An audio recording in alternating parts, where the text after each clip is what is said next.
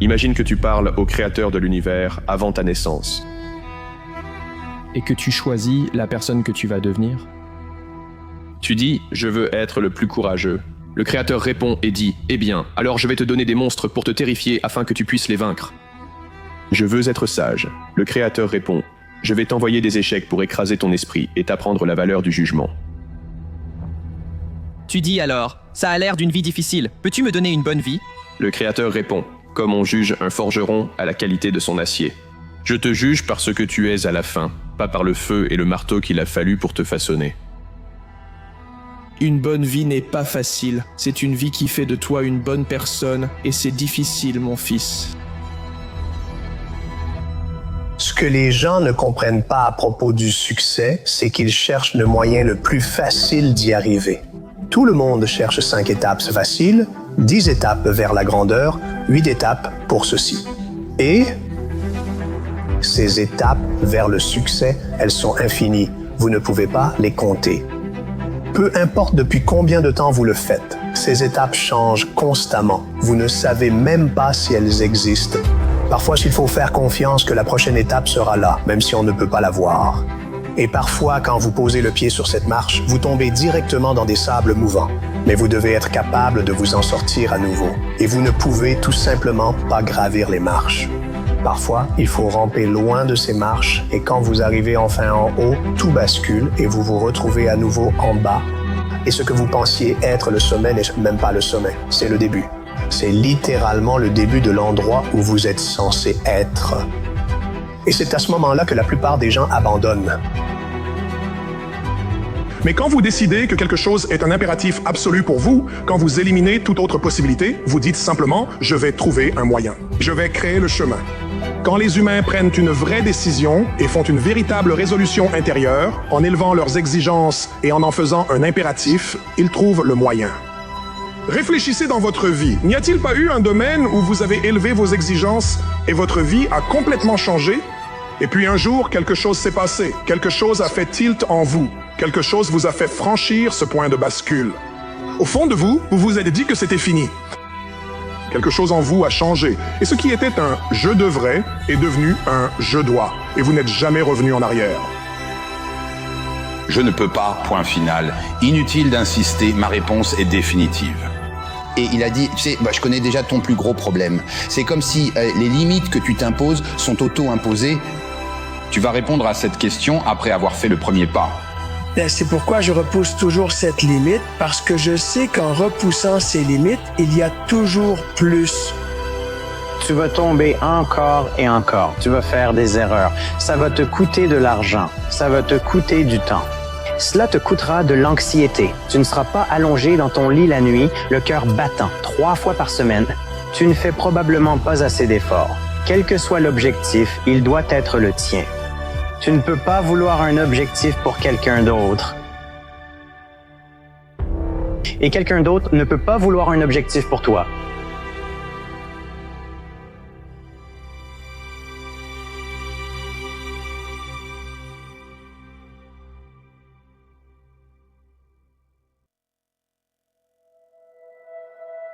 L'engagement, c'est essentiel. Tu vois, quand tu décides que tu vas faire quelque chose, quand tu t'engages à vivre, tu t'imposes des standards plus élevés. Tu es en quête de quelque chose, tu repousses les limites, tu te mets au défi. Tu es prêt à avancer par la foi et non par la vue. Et tu sais, en tant que guerrier, qu'il y a une différence énorme entre être un guerrier et être un anxieux. N'importe qui peut s'inquiéter. Dans la vie, quand tu n'as pas assez de courage, ni une vision élargie pour voir que tu as dépassé une situation et qu'il est temps d'avancer, la vie avance sans toi. Devant le miroir, il tente seulement de voir ce qui est en surface. Mais la victoire et la défaite veulent savoir ce que tu as à l'intérieur. Elles veulent savoir ce qui te fait avancer. Elles veulent savoir quels sont tes désirs. Elles veulent connaître ton ego. Elles veulent savoir quelles sont tes limites. Elles veulent savoir quel est ton état d'esprit. Elles veulent tout savoir sur toi parce que la victoire ne ment pas. Quand tu te regardes dans le miroir, tu peux mentir et ne voir que ce qu'il y a en surface. Tu ne peux pas cacher tes vrais sentiments. Et c'est ce que les gens ne sont pas prêts à voir. Les mensonges qui se passent vraiment en eux et qui les empêchent de réussir encore et encore, parfois même réussir une seule fois, tu dois regarder. Gagner exige que tu ailles très profondément en toi-même. C'est bien au-delà de la surface, c'est bien au-delà de l'intuitif.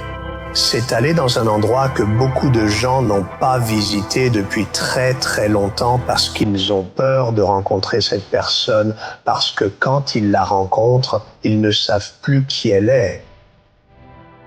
Ils voient que le plus grand accomplissement de quelqu'un vient juste après sa pire défaite. Quand ils ont touché le fond, atteint le bas du baril, il ne leur reste plus rien. Tout le monde les a abandonnés. Ils ont tout perdu. Ils sont complètement ruinés et abattus. C'est à ce moment-là, les gars, quand tout est perdu, que tout peut être gagné. Il n'y a plus d'ego à ce stade, n'est-ce pas? Ils lâchent une prise sur, vous savez, et si j'échoue? Et si ça ne marche pas? Et si je n'aime pas? Et si cette personne me rejette? L'animosité et les pressions sociales les poussent à tout abandonner, ayant déjà tout perdu. Il ne leur reste que leur force intérieure et leur fierté. Veulent-ils rester au fond du tonneau ou sortir du trou à tout prix? Et c'est cette étincelle qui va devenir leur plus grand moment, leur plus grande heure. On peut vivre ainsi, les gars. Imaginez si vous pouviez vivre en laissant de côté la peur de l'échec. Quand on doit absolument faire quelque chose plutôt que de seulement penser qu'on devrait le faire, c'est incroyable ce qui se passe s'il n'y a aucun moyen de revenir en arrière.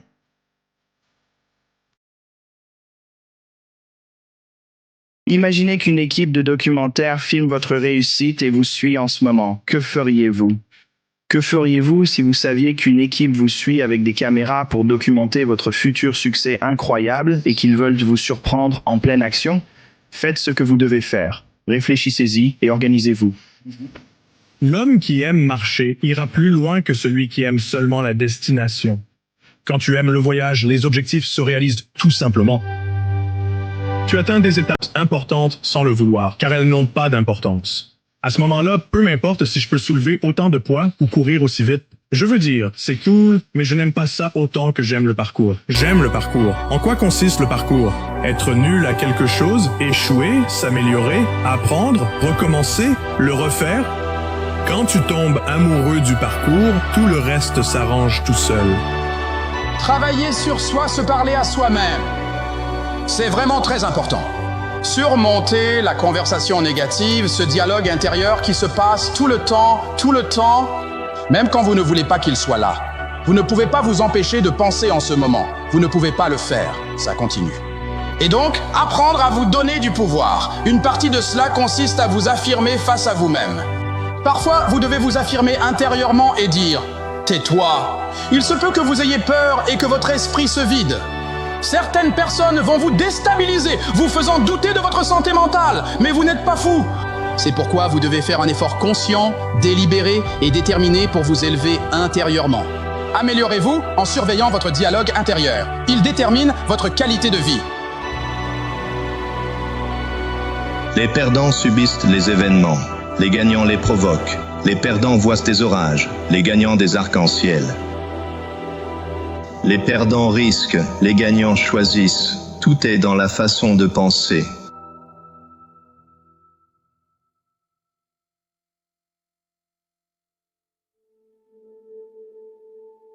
À l'extérieur du parking. Matin morne et froid. Miami Fitness ici. Pourquoi en ai-je parlé? Parce que c'est à chacun de laisser la morosité s'installer en soi. Est-ce qu'on s'inquiète des facteurs extérieurs ou est-ce qu'on s'inquiète de ce qu'il y a en nous? Ces deux choses différentes sont les deux mesures de la confiance. Il existe deux types de confiance, positive et négative. La confiance négative caractérise une personne égocentrique qui fonde sa performance sur l'approbation, la sympathie et les encouragements des autres, car leur opinion a de la valeur à ses yeux. Ce genre de personnes laisse leur humeur, la météo et tout le reste dicter leur performance du jour. Il y a aussi un autre aspect. Le côté positif de la confiance commence de l'intérieur. Cela s'appelle la fierté. Cela ne dépend ni de la pluie, ni du soleil.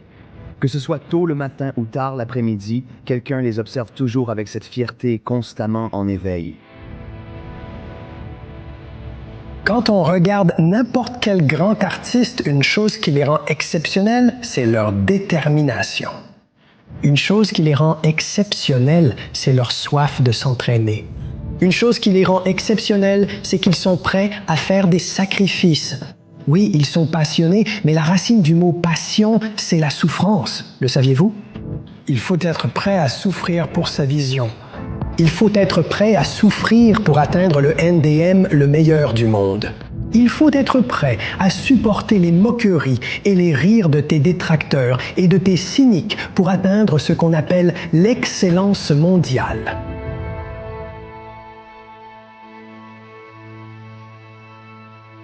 La grandeur, ce n'est pas ça. Une merveilleuse, ésotérique, insaisissable qualité divine que seuls les êtres spéciaux parmi nous goûteront un jour. Vous savez, c'est quelque chose qui existe vraiment en chacun de nous. C'est très simple. C'est ce que je crois et je suis prêt à mourir pour ça. Tu pourrais avoir mal aux jambes, au dos, à l'épaule. Donc, la lutte est réelle. Ça ne devient jamais plus facile. Deviens plus fort. Seul ce que tu fais aujourd'hui compte, pas ce que tu as fait hier. Poursuivre ses rêves est une quête solitaire, isolée, effrayante et dangereuse. Tu ne peux pas attendre que les autres croient en tes capacités, car ils ne pensent pas que tu puisses accomplir ce qu'eux-mêmes ne peuvent pas faire. C'est comme si c'était une quête solitaire, effrayante et dangereuse. Et même si tu veux pouvoir écouter un peu, parce que quelqu'un va peut-être te donner un conseil précieux, personne ne sait sauf toi, tu ne peux pas recevoir de conseils sur ce que tu devrais faire de ta vie. C'est ça, personne ne sait qui tu es. Parfois, même toi, tu ne sais pas vraiment qui tu es. Tu dois tenter ta chance. Et c'est comme autant que tu veux que les gens soient d'accord et que tu veux que les gens autour de toi soutiennent tes rêves, eh bien, ce ne sera pas toujours comme ça. Tu dois le faire seul. Tu dois avoir un contrat avec toi-même sur ce à quoi ressemble la grandeur, ce à quoi ressemble la victoire, ce qu'est le succès pour toi. Et ce contrat est non négociable. Il est littéralement non négociable. Le fruit de tout ce qu'il y a de bon dans la vie commence par un défi. Tout ce qui en vaut la peine est comme une pilule à avaler.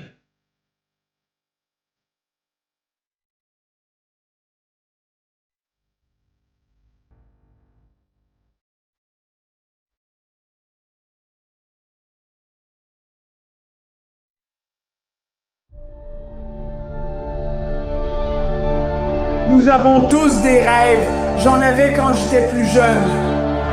Alors, j'ai pensé que le meilleur endroit pour réaliser tous les rêves, c'est dans l'isolement. Alors, je suis entré en isolement en tant que David Gardien. Et je suis sorti de l'isolement. Les gars, j'en deviens un sauvage. C'est l'isolement.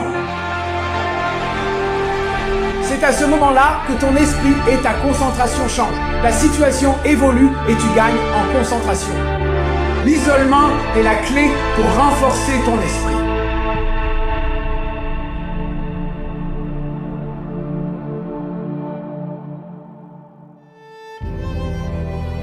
Tu sais, une façon de voir le malheur, c'est de considérer les gens qui, d'une manière ou d'une autre, sont dans un tunnel. Ils disent, la seule façon de vivre, c'est comme ça. Ils n'en sont pas heureux, mais ça leur semble la seule voie possible. Je dois aimer cette personne, même si ça ne me rend pas heureux. Je dois faire ce travail, même si c'est une prison. Je dois vivre à cet endroit, même si je ne l'aime pas. On peut remettre en question certaines de ces choses et se demander, vraiment, est-ce vraiment indispensable? Les humains excellent à se construire des cages et à s'y enfermer. Et je la clé.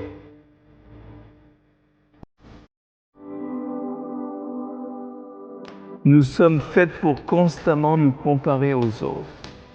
Nous pensons toujours à ce que l'autre personne a et à comment nous nous situons par rapport à elle. Recevons-nous autant d'attention que l'autre personne qui a débuté avec nous enfants? Recevons-nous plus d'attention de la part de nos parents que nos frères et sœurs? Donc, Nous nous comparons continuellement en termes de rang, de pouvoir et de statut aux personnes qui nous entourent. Pour la plupart, notre façon de penser naît de l'obsession et est généralement enveloppée dans tout un tas de choses inutiles venant de l'extérieur. Des choses du passé, des choses que nous projetons dans le futur, des trucs que nous avons vus à la télévision, des choses que nous avons entendues sur Internet, quelque chose que quelqu'un nous a dit. La plupart de nos pensées ne nous servent pas parce qu'elles ne viennent pas du calme intérieur. C'est une forme d'activité, pas action. Je veux qu'ils arrivent au point où ils vont abandonner, lâcher prise. Ils resteront là alors que les autres n'abandonnent pas et tiennent bon. Ils s'investiront davantage et croiront qu'il y a quelque chose derrière cette émotion. Ils vont croire qu'il y a quelque chose au-delà de l'histoire de leur passé parce qu'ils se dépassent en sortant de ce qu'ils connaissent. Et il faut une énorme prise de conscience de la répétition, de l'information, de la construction de modèles, du partage, de la compréhension, de l'expérience pour qu'une personne arrive enfin au point où elle lâche prise.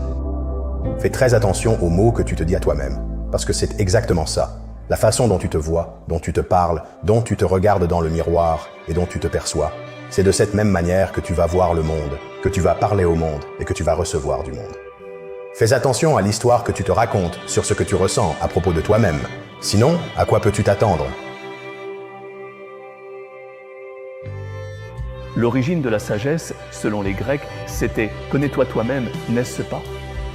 Et je crois très fermement que la connaissance de qui tu es est une fin en soi et t'aidera de tellement de façons à devenir cet être humain que je pense que nous avons tous le potentiel de devenir. La première et la chose la plus importante, c'est que tu dois comprendre que si 95% de ce que tu es est un ensemble de programmes inconscients, alors la première étape, c'est d'allumer une allumette dans un endroit sombre. Si tu veux devenir quelqu'un d'autre, tu dois prendre conscience de qui tu es. Comment tu peux changer tes circonstances en changeant ton attitude? Ton attitude envers la vie déterminera ce que tu obtiens. Si tu es fuyant et hostile envers les gens, une personne hostile aura tendance à créer de l'hostilité autour d'elle. La révélation est très claire. La révélation est très évidente.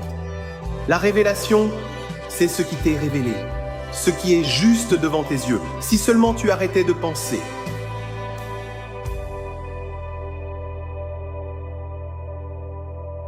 Mais je me suis dit que mon employeur serait fier de m'avoir choisi, donc il faut se présenter chaque jour.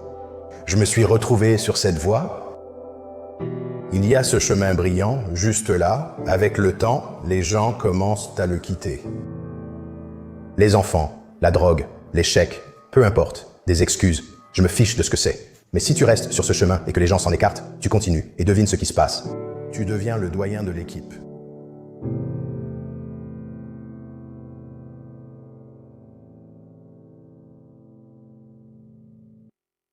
Je pense que tu ne souffres pas moins, tu souffres différemment. Et le plus important, c'est de ne pas être seul. Probablement la chose la plus difficile dans toutes nos expériences, et certainement dans l'expérience de la douleur, de la perte, de la souffrance ou du chagrin, c'est de ne pas être seul. Chaque fois que je ressens de la colère envers ma sœur, ma mère ou un ami pour avoir dit quelque chose que j'ai mal interprété, je me dis « c'est ton ego qui parle ». Ces personnes ne disaient rien de personnel, c'est juste ton ego qui te freine. Remets-le en question. Tu vois, le moment où ta vie changera, c'est l'instant où tu transformeras tes raisons de ne pas pouvoir en raison de pouvoir.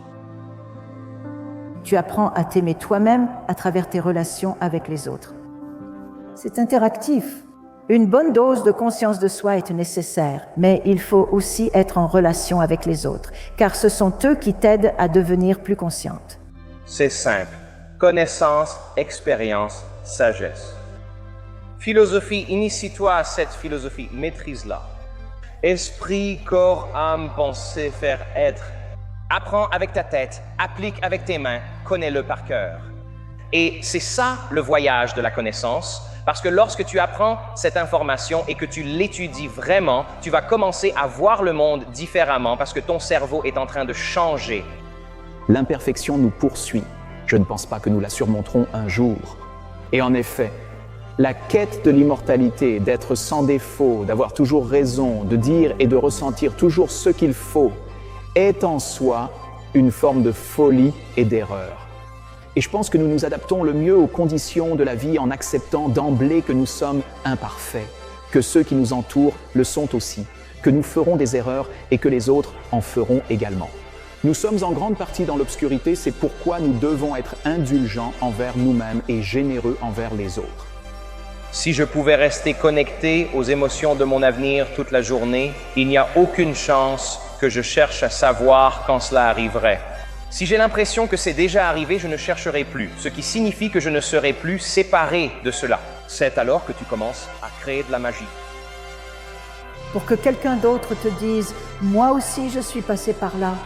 C'est pour ça que nous lisons des livres qui nous inspirent, écrits par d'autres personnes qui se sont aussi perdues, puis retrouvées, qui ont revu la lumière, qui ont créé un nouvel espoir, qui se sont reconnectés à quelqu'un, qui se sont permis d'aimer à nouveau, d'avoir un autre enfant, de lancer une nouvelle entreprise, peu importe ce que c'est. Tu sais, tu traverses tout ça, mais tu as le sentiment qu'il existe cette chose qu'on appelle traverser l'épreuve et que tu peux t'en sortir de l'autre côté, qu'il y a de l'espoir. Tu veux aimer la vie, tu veux aimer le destin. Et ce que signifie le destin, c'est que des choses t'arrivent que tu ne peux pas contrôler. Tu n'as pas choisi qui sont tes parents. Tu n'as pas choisi dans quelle ville tu es né, ni dans quelle école tu es allé. Tu n'as pas choisi si tu es né riche ou pauvre. Beaucoup de choses échappent à ton contrôle. C'est le destin. Accepte-le tel qu'il est. Arrête de te plaindre et d'aller dire « je veux autre chose ». Accepte ton monde, ta vie. Notre peur de la mort est probablement la plus grande influence sur notre comportement.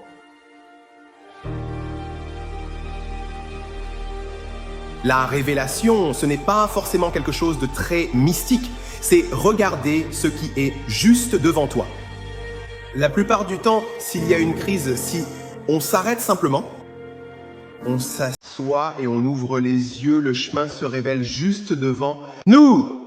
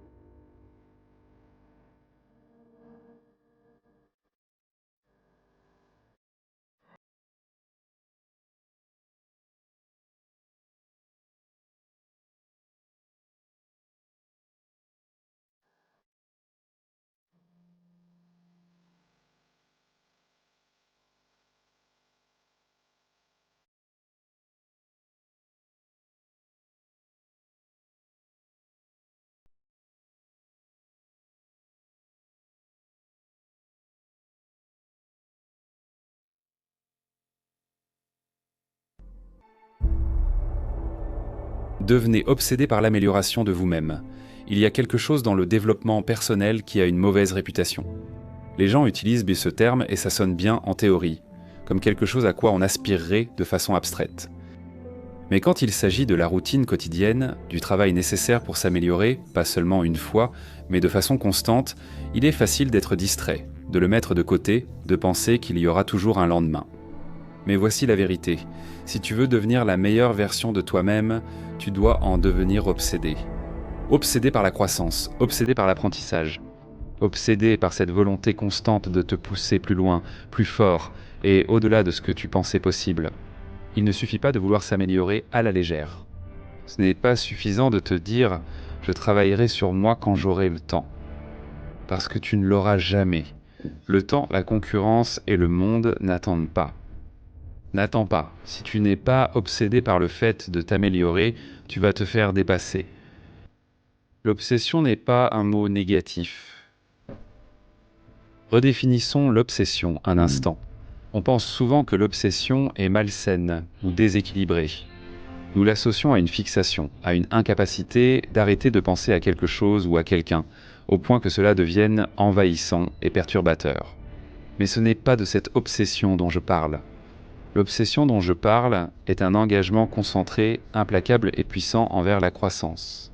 C'est une addiction à s'améliorer chaque jour. Et ce type d'obsession, c'est une force positive. Elle vous pousse, vous motive et vous transforme en la personne que vous êtes censé devenir. Le prix de la médiocrité. Si vous ne cherchez pas constamment à vous améliorer, vous vous contentez de la médiocrité et acceptez le statu quo. Vous laissez les jours passer en ayant l'impression d'en faire assez, mais sans jamais vraiment repousser vos limites. Mais cela a un prix. Vous êtes peut-être à l'aise, vous êtes peut-être satisfait.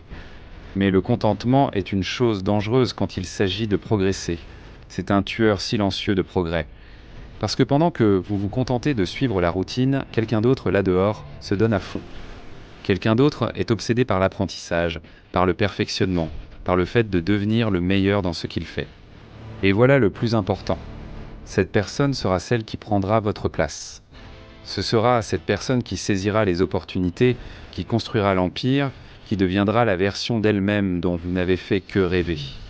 Ce n'est pas une tactique d'intimidation, mais un rappel à la réalité. Si tu n'es pas obsédé par l'amélioration de toi-même, tu laisses le temps filer.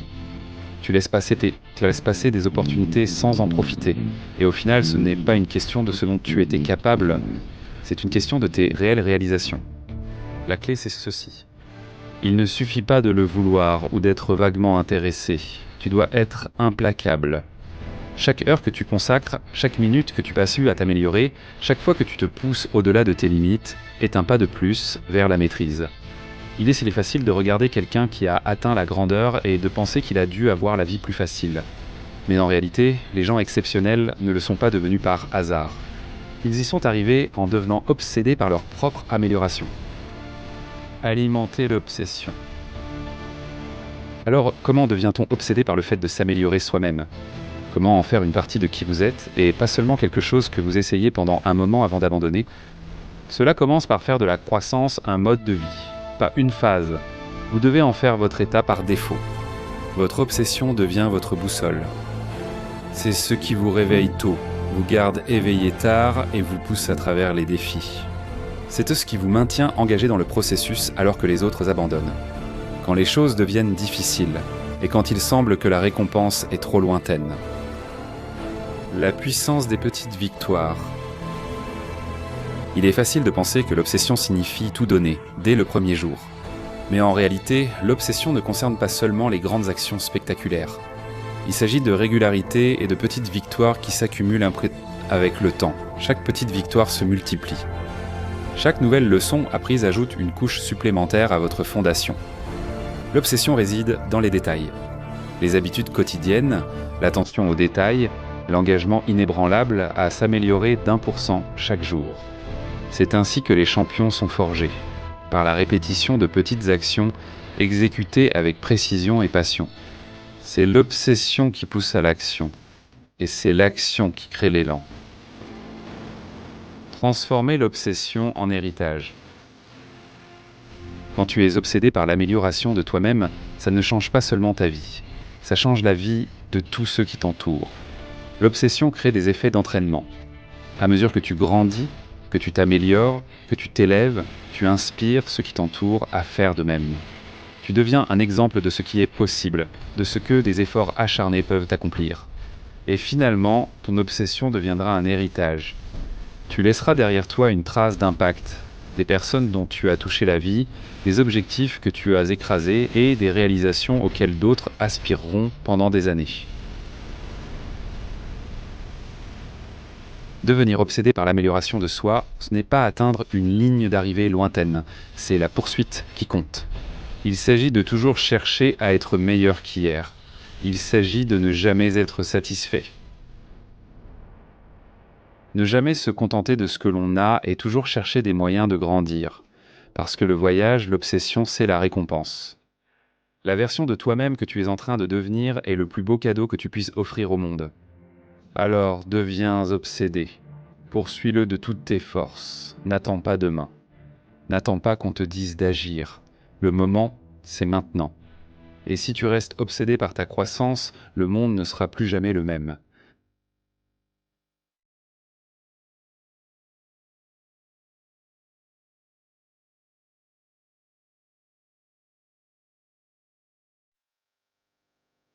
doit te pousser bien au-delà du point d'ennui. L'ennui tue plus de gens dans la poursuite du succès que n'importe quel détracteur ne pourra jamais en tuer. Ai-je vécu? Ai-je aimé? Ai-je compté? Si tu te réveilles chaque jour avec une intention très claire et du respect pour la vie, en réalisant à quel point elle est courte, tu te ressaisis absolument. Certaines personnes vivent une expérience révélatrice et n'en font rien, alors que d'autres en tirent quelque chose qui grandit.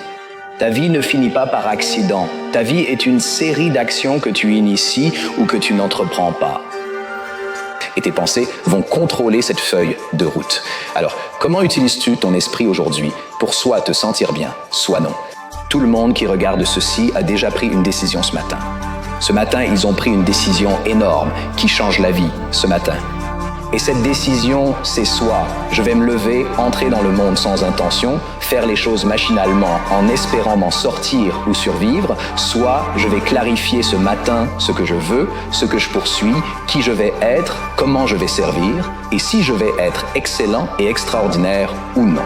Et le problème, c'est que la plupart des gens ne prennent jamais cette décision. Décision consciente? Alors, qu'est-ce que c'est pour toi maintenant? Comment veux-tu te définir? Quel type de relation veux-tu et jusqu'où veux-tu aller? Quelles compétences veux-tu développer? Beaucoup de gens détestent l'auto-évaluation et l'auto-analyse car ça fait mal, mais ils se laissent envahir par cette sensation désagréable. Au lieu de cela, il s'agit de se demander comment est-ce que je perçois cela et comment puis-je réfléchir à ce que devrait vraiment être mon intention. Le monde sous-estime complètement le pouvoir de la visualisation. On mésutilise complètement le pouvoir humain de la contemplation. Se construire soi-même commence par l'intention et la clarté. Il faut savoir qui l'on veut devenir. Tu ne peux pas simplement te présenter dans la salle de sport de l'esprit et faire des choses au hasard, pas plus que tu ne peux te présenter dans la salle de sport du corps et faire des choses au hasard en pensant que tu vas finir sur scène à concourir pour Mister Olympia. Ça ne marche pas comme ça. Toutes les différentes choses qui entrent en jeu pour devenir excellent dans n'importe quel sport, toutes ces choses doivent être apprises avec méthode. Elles doivent être pratiquées et répétées à maintes reprises, bien au-delà du point d'ennui. L'ennui tue plus de personnes dans la quête du succès que n'importe quel détracteur. N'en tuera jamais. L'ennui est le grand tueur de rêves. L'ennui, parce que les gens n'ont pas la concentration. Ils n'ont pas la clarté de ce qu'ils essaient d'atteindre. Ils n'ont pas intégré dans leur vie, construit dans leur vie. Une intoxication, pourquoi? Ils essaient de... Et il y a 1000 voix dans ta tête qui te donnent toutes les raisons pour lesquelles ce n'est pas ta faute, mais celle de quelqu'un d'autre. Mais en réalité, lorsque tu agis ainsi, tu abandonnes ton pouvoir car tu ne cherches pas à changer. Tu ne cherches pas à perfectionner tes compétences. N'oublie pas qu'il y a toujours un écart entre là où tu te trouves et là où tu souhaites arriver. Compétences. Mais si tu veux vraiment... devenir extraordinaire, tu dois dissocier ton estime de toi du fait d'avoir tort. Tu dois le faire. Sinon, tu n'auras jamais l'occasion de t'améliorer. Qui est aux commandes? Est-ce Overhum qui contrôle ou est-ce toi? Est-ce que toutes ces situations différentes te font ressentir quelque chose? Ou est-ce que tu te permets d'interpréter quelque chose pour que ça devienne ainsi? Peu importe qui tu es aujourd'hui. La seule chose qui compte, c'est qui tu veux devenir et le prix que tu es prêt à payer pour y arriver.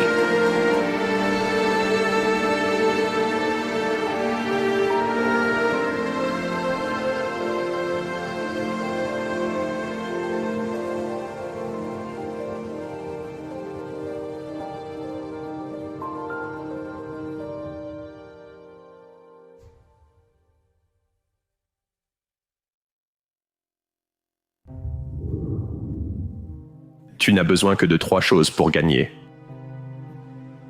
Le courage de commencer, l'intelligence d'apprendre et le cœur de ne jamais abandonner.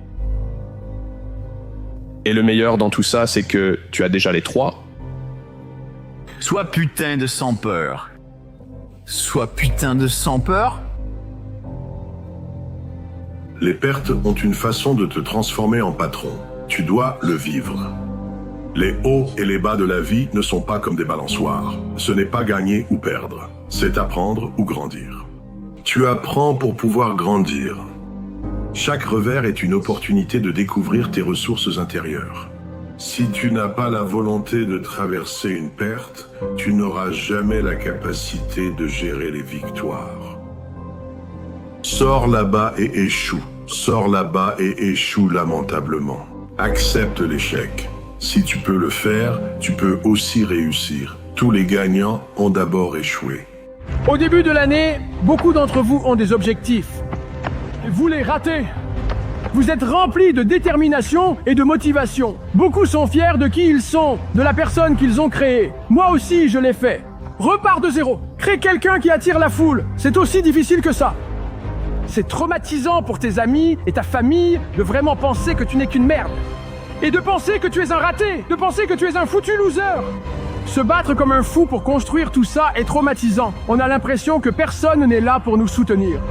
Et c'est une leçon très réelle dans la vie, parce que tu sais quoi? Personne n'est là pour toi. Et c'est la plus grosse erreur que beaucoup d'entre vous font, c'est de supposer qu'ils le sont. Il n'y a personne pour toi. Tu dois porter ça sur tes épaules et avancer. Et si tu ne le fais pas, tu n'y arriveras pas. C'est aussi simple que ça. Les victoires, comme le vent, te propulsent vers l'avant. Elles t'apportent beaucoup, mais accroissent aussi les attentes. Quand on reçoit beaucoup, les attentes envers soi sont plus élevées, les gens attendent davantage de nous. Et quand tu n'arrives pas à être à la hauteur, tu peux te préparer à l'échec.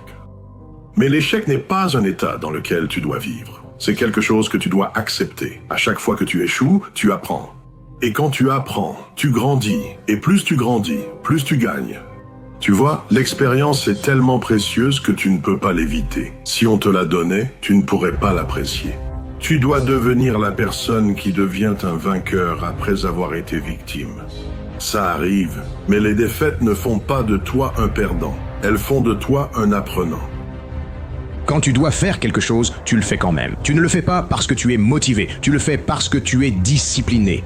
Tu dois laisser la discipline te guider, pas tes émotions.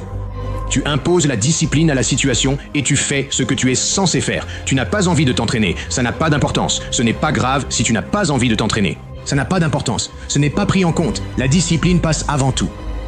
La souffrance non choisie va arriver dans la vie. Tes parents vont disparaître, les êtres chers vont mourir, tes relations vont se briser, ton corps va te faire défaut. Vous allez peut-être tomber malade ou devenir pauvre à cause d'événements hors de votre contrôle. Et la seule façon de te préparer à la souffrance subie, c'est par la souffrance choisie. Tu peux choisir de te mettre dans une position pour devenir un alliage plus solide, quel que soit le métal dont tu es fait. Et en choisissant délibérément des choses difficiles, tu vas t'endurcir contre cette situation. Ce sera difficile, mais rappelle-toi que tu es plus fort grâce à tout ce que tu as surmonté. Tu sais quelle est la différence entre les champions et les autres? Et j'ai répondu, quoi? Il a dit, tout le monde les regarde toujours et se demande qu'est-ce que les champions ont que je n'ai pas. Et il a dit, il se trompe, il a dit, la vraie question, c'est qu'est-ce que les champions n'ont pas que moi j'ai? Ce qui leur manque, c'est un bouton d'arrêt. Ils ne s'arrêtent jamais. Et donc en parlant de la médaille d'or, il a dit, ils ne s'arrêtent jamais. Ils ne peuvent tout simplement pas s'arrêter. Tout dans leur vie est orienté vers un seul objectif. Et ils abordent tout dans leur vie de cette façon. Et je pense que ce niveau d'obsession concernant tout ce que tu touches au quotidien est nécessaire pour vraiment arriver là où tu veux aller.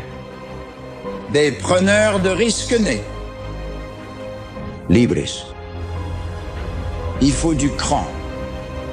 Il faut des objectifs. Et tu sais quoi? Tu es là à regarder ça et tu te dis que tu veux changer quelque chose. Alors, saisis dès maintenant ce que tu peux faire ou même rêver de faire et commence-le. L'audace a du génie, du pouvoir et de la magie en elle. Engage-toi seulement et l'esprit s'enflammera. Commence et le travail sera accompli. C'est toujours le plus difficile quand tu es le plus proche d'obtenir ce que tu veux. Les gens abandonnent juste avant d'obtenir ce qu'ils ont toujours voulu avoir. Les gens renoncent et ils abandonnent. Et je ne serai pas la personne qui a abandonné avant d'obtenir ce qu'elle voulait. Tout le monde veut la vue, mais très peu veulent faire l'ascension. Des journées longues, des matins précoces, des choses qui te font te demander si tout ça en vaut la peine. Mais c'est pour ça que tu t'es engagé. La difficulté, c'est ce qui sépare ceux qui en parlent de ceux qui le vivent vraiment.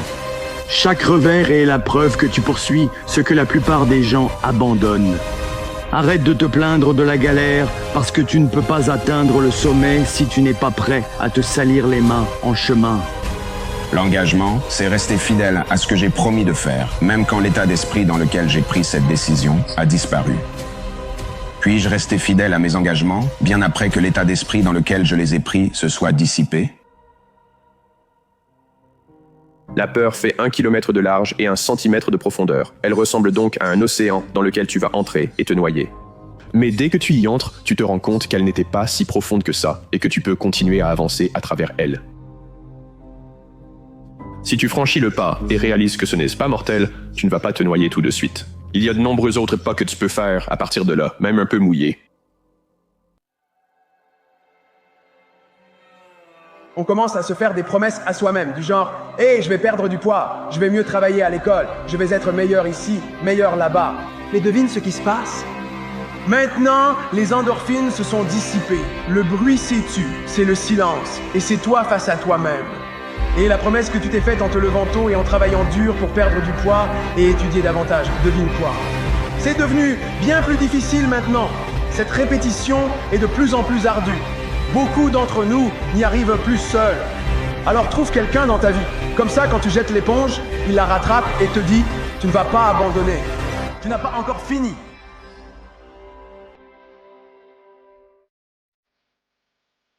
Remets de tout en question.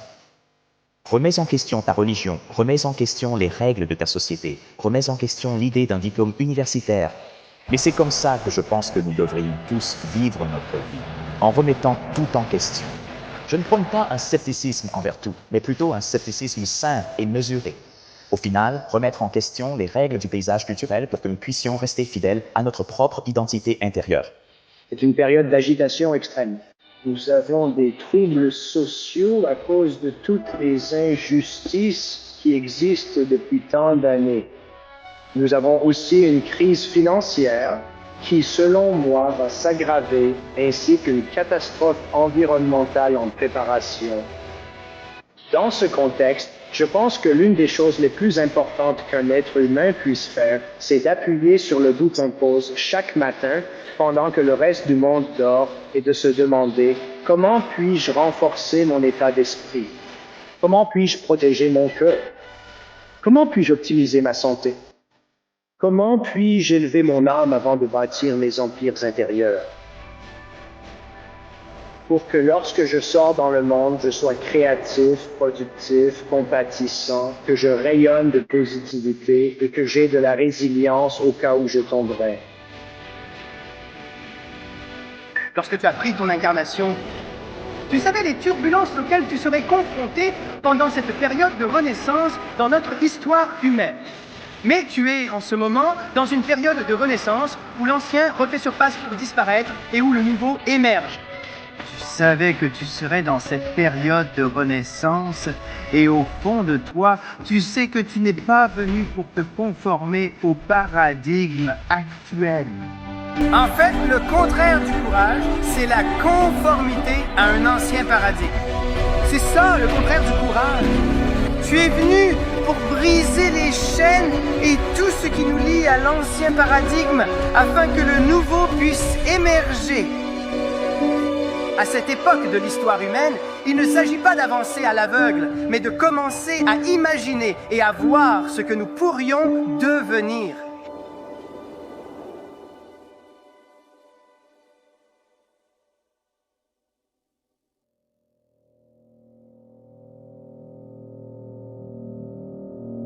Mais, tu sais, si tu regardes les plus grandes femmes et les plus grands hommes qui ont jamais honoré cette planète, c'était des personnes dites ordinaires qui ont simplement organisé leur vie de telle sorte que leurs dons naturels puissent voir le jour. Il suffit d'une seule personne qui, par hasard, entre dans notre vie. Et peut-être que c'est un livre, peut-être que c'est un épisode de podcast qui nous présente un nouveau cadre de référence et une nouvelle façon de vivre. Martin Luther King Jr. a dit « Si vous n'avez pas découvert quelque chose pour laquelle vous êtes prêt à mourir, vous n'êtes pas digne de cela. » Et je crois que nous devons tous trouver notre grande mission et notre croisade. Ce que beaucoup de gens ne réalisent pas à propos du monde, c'est que la croissance est un objectif en soi. C'est l'une des choses essentielles qui nous poussent à avancer en tant qu'être humain. Mais très peu de gens inscriront la croissance comme objectif. Comment puis-je revenir dans le monde? Il y a une raison très importante à cette question. Si tu veux être heureux, rends les autres heureux. Et je crois que lorsque tu te poses ces 3 questions les plus importantes, c'est cette 3e catégorie qui mène vraiment à l'épanouissement.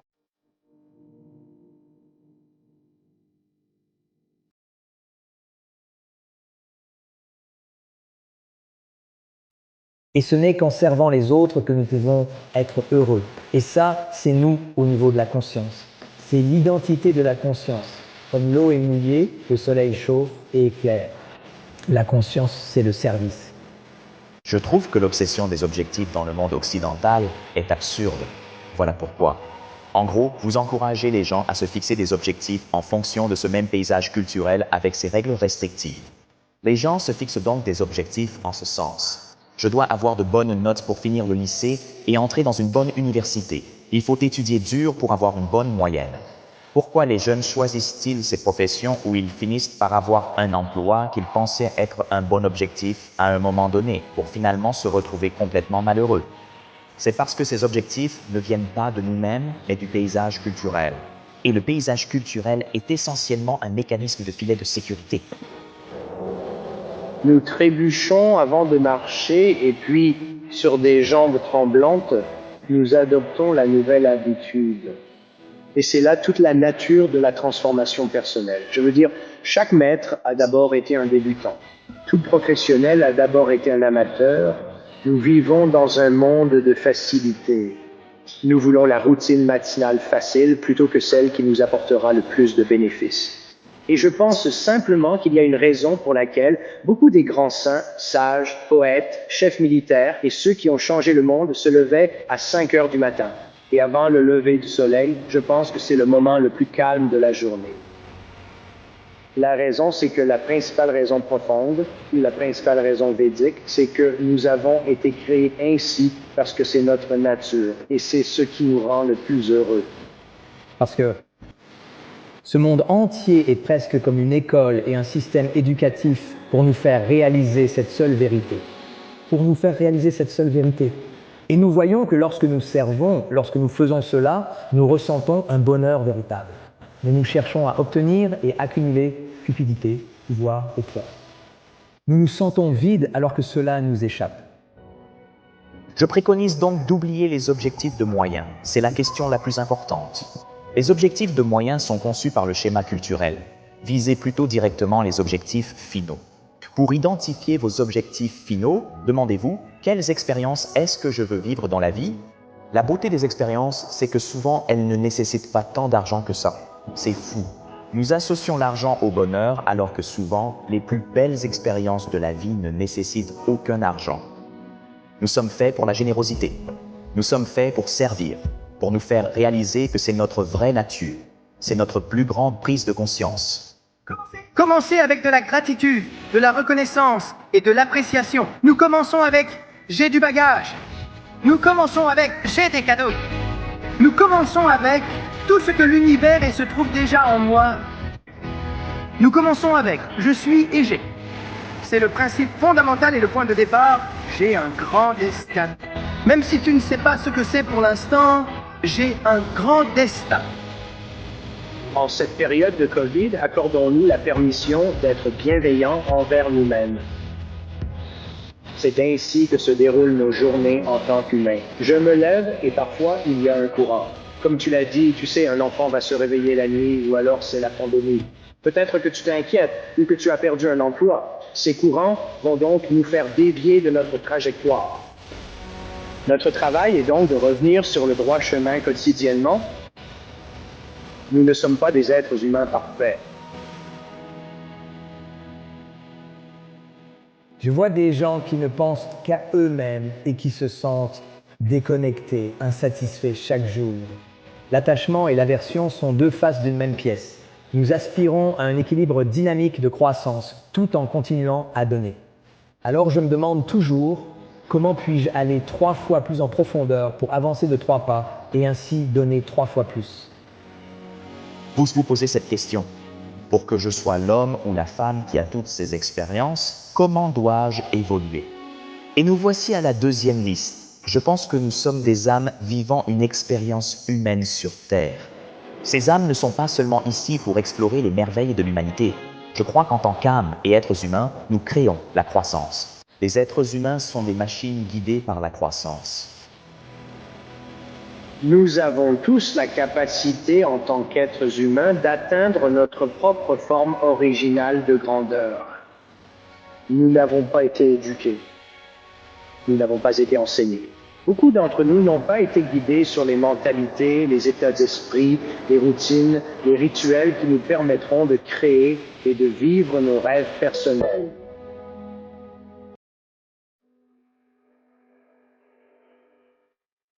Prends ta foutue souffrance et porte-la. Et essaye d'être une bonne personne pour ne pas aggraver les choses. Ressaisis-toi, transcende ta souffrance. Vois si tu peux être une sorte de héros. Réduis la souffrance dans le monde. Pourquoi payer le prix? Pourquoi aller aussi loin dans l'effort? Pourquoi aller aussi loin? Travaille sur ta liste de raisons. Si la raison est puissante, le comment devient facile.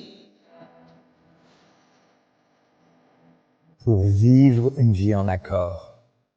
Et cela signifie que vous vivez une vie où ce que vous pensez, ce que vous dites et ce que vous faites sont alignés avec votre moi le plus authentique. Et ce que j'entends par votre moi le plus authentique, c'est le moi qui ne vous a pas été donné par vos parents, ni par votre éducation, ni par les médias ou les films, ni le moi que vous avez créé pour fonctionner dans le monde. Chacun d'entre vous, à un moment donné de votre vie, vous allez toucher le fond. La question n'est pas de savoir si vous allez toucher le fond. La question est de savoir ce que vous allez faire de vous-même quand cela arrivera. Beaucoup de gens commencent, mais peu persévèrent. Ce n'est pas intéressant de savoir si vous avez un rêve ou non. Je me fiche que vous ayez un rêve. Je suis tellement indifférent aux rêveurs gigs que ça me dépasse. Ce qui m'importe, c'est avez-vous le courage d'échouer? Que retenez-vous de cet échec? Vous relevez-vous et persistez-vous malgré tout? Vous forcez-vous à reconnaître qu'il s'agit d'une question d'adaptation?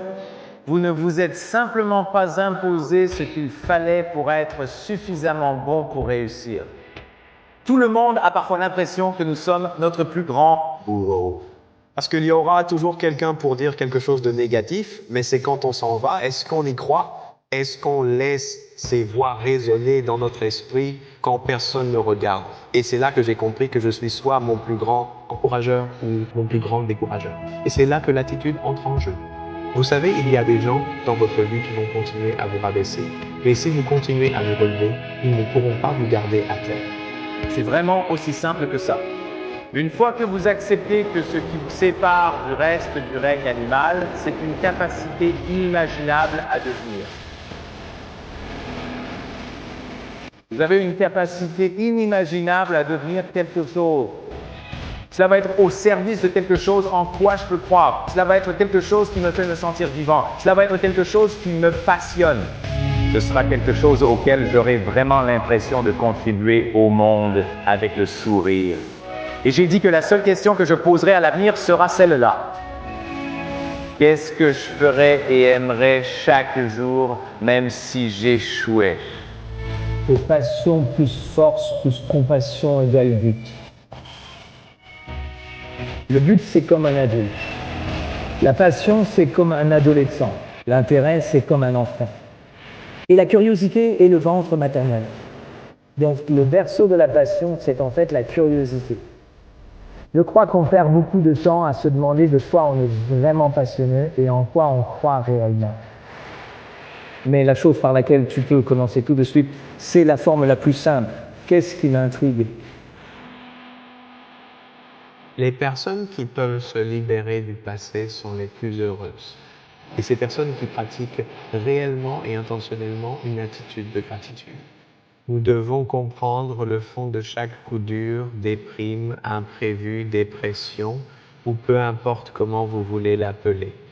Cela revient à qui suis-je et pourquoi suis-je ici. Votre valeur n'est pas déterminée par votre passé. Votre avenir dépend de vous en ce moment.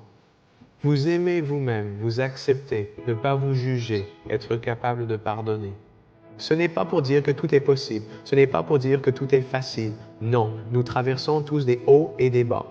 Mais j'avais besoin de ne plus me mettre des bâtons dans les roues pour atteindre mon plein potentiel.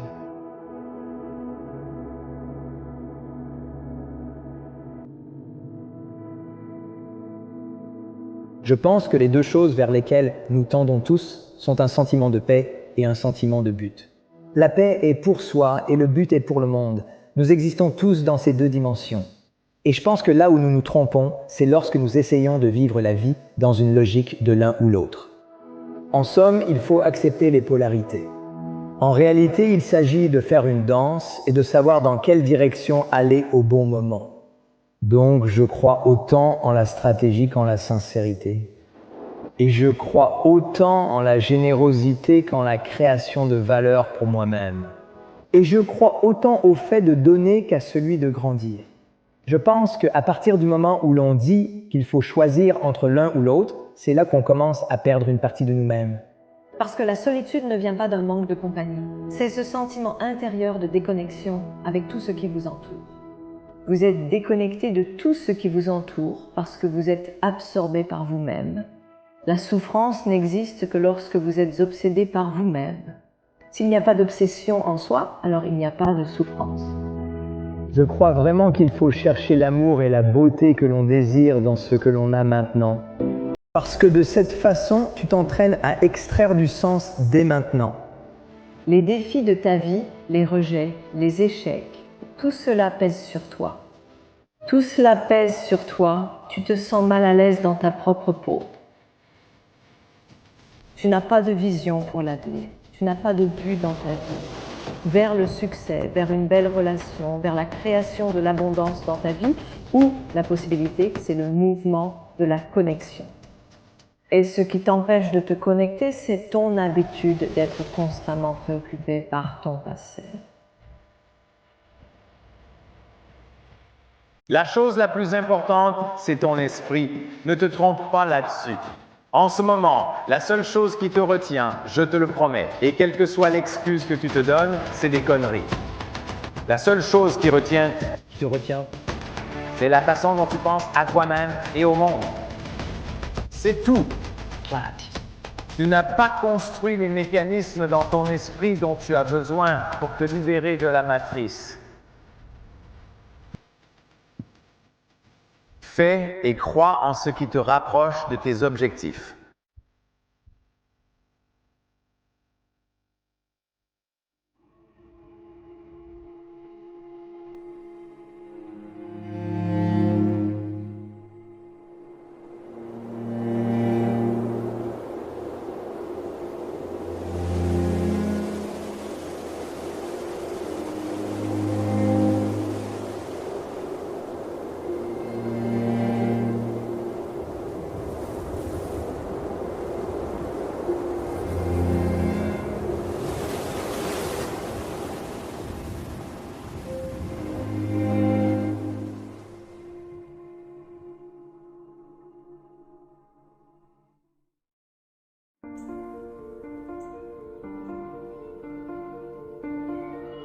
S'aimer soi-même est la chose la plus puissante que nous puissions faire. Ensuite, tout coule de source. Tout coule magnifiquement. Et je ne parle pas de vanité ou d'arrogance, car ce n'est pas de l'amour. C'est toujours la peur. Je parle simplement de vraiment respecter et apprécier cet être incroyable et magnifique que nous sommes. Ils n'ont jamais peur de faire savoir aux gens ce qu'ils ressentent. Ils vivent dans l'instant présent, ils sont remplis de courage et ils sont merveilleux. Et nous étions tous comme ça. Tu dois te rappeler que tu étais remplie de courage, que tu étais pleine d'amour et que tu t'adorais quand tu étais toute petite.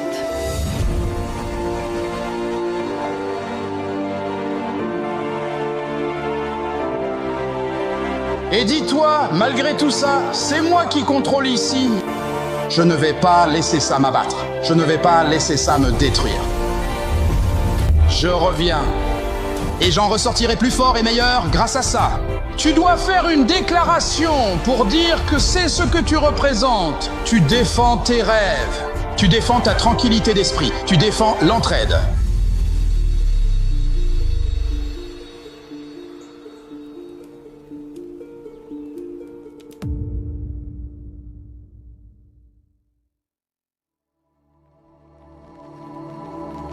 Si tu saisis plus de vie, alors tu verras que tu as plus de grâce.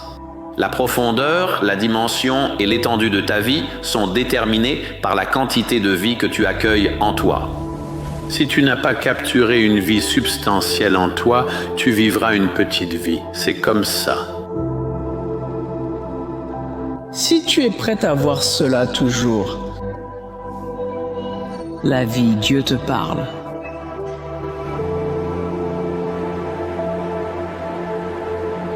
Ce qui est le cas pour tous nos métiers.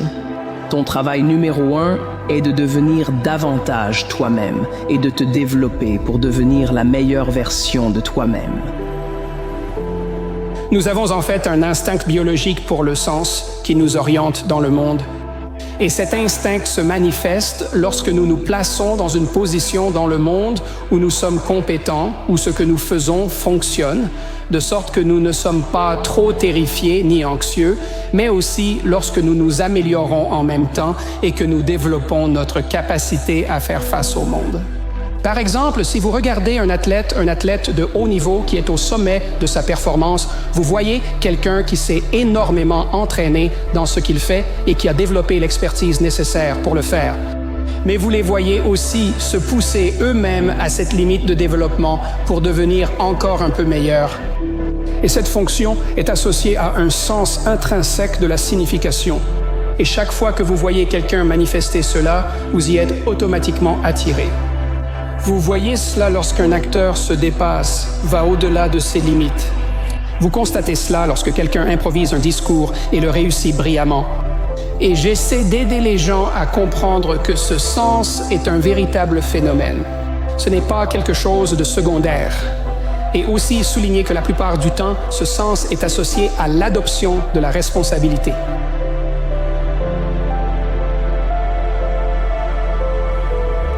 Le paramètre, le principe, la valeur, l'éthique qui nous aide réellement à continuer avec persévérance et patience, c'est l'espoir. L'espoir est cet élément qui peut nous permettre d'avancer. La pire chose qui puisse arriver dans la vie, c'est de perdre espoir et d'être sans espoir. Alors si nous sommes assis là à attendre que notre tour arrive, il faut espérer contre toute attente. Un jour, j'aurai moi aussi mon moment et ma place. Quand, comment, nous ne le savons pas, car ce sont des facteurs qui sont complètement hors de notre contrôle.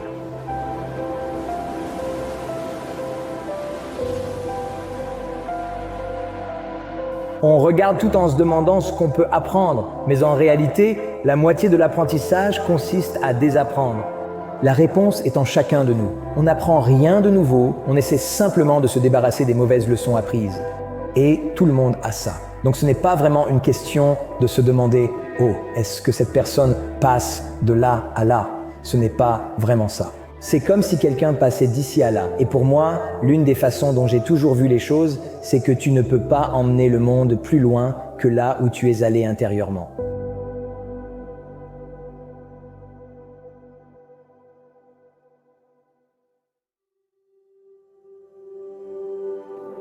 Donc pour moi, chaque personne que nous rencontrons a déjà ce parcours en elle. Tu leur demandes simplement de regarder à l'intérieur plutôt qu'à l'extérieur. C'est important de le savoir pour éviter de juger et étiqueter les gens. On ne se promène pas en pensant « Oh, ceux-là sont des gens spirituels, ceux-là ne le sont pas ». Parce que oui, nous le sommes tous. Nous sommes tous des êtres spirituels, certains étant simplement voilés, tout comme le soleil qui brille en permanence.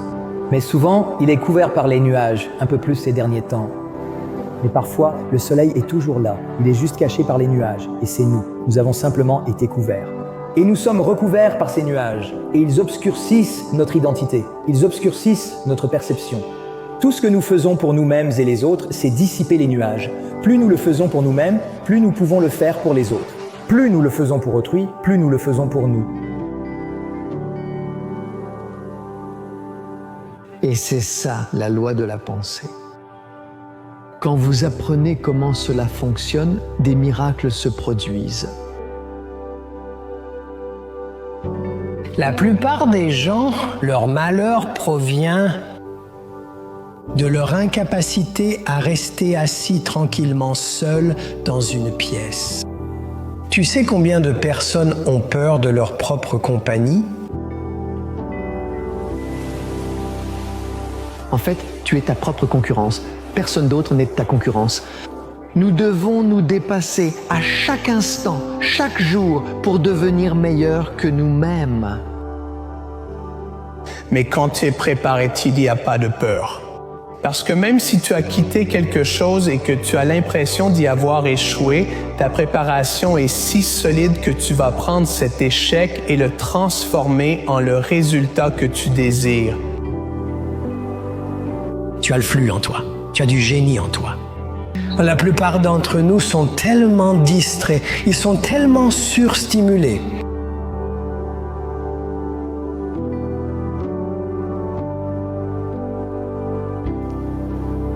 Ils sont tellement interrompus qu'ils ne créent pas les espaces de silence où leur génie peut se manifester.